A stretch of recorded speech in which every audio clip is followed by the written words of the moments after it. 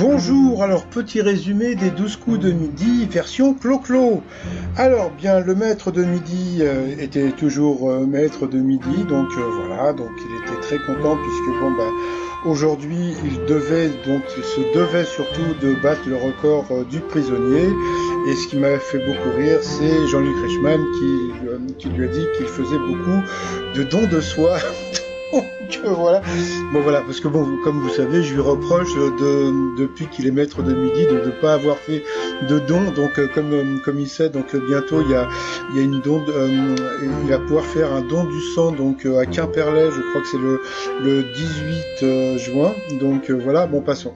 Allez, sinon au coup d'envoi, une question hyper dure. Que sent le légionnaire dans la chanson d'Edith Piaf? Bah il sent pas les pieds, mais il sent le sable chaud. Après bah comme en ce moment, les 12 coups de midi, c'est l'antichambre de la pub de TF1, puisque bon, bah, l'autre jour, on a eu droit à Linda Hardy qui est venue faire la pub de Demain nous appartient. Et bien là, c'est Nikos qui est venu faire la pub de The Voice. Donc bon, bah, comme j'ai pas regardé depuis le début, je vais pas regarder ce soir. Donc, mais bon, coucou quand même à Nikos. Donc Jean-Luc Reichmann l'avait bien rappelé sur Twitter. Après, vous aviez le très sympathique Davy. Alors pour Davy, selon les chercheurs en neuroéconomie, quelle hormone serait à l'origine de l'instabilité des bourses financières? Eh bien, c'était la testostérone, et il va bientôt prouver qu'il en a.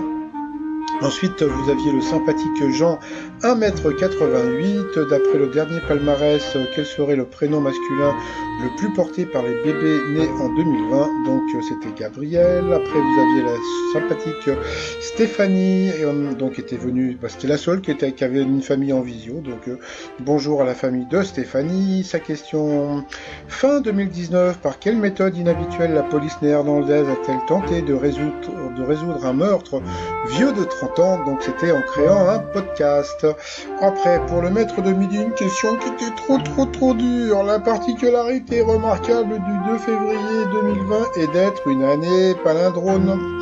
Une date palindrome, bien sûr, puisque bon, bah, 2, 2, 2, 2, naninque, etc. Bon, passons.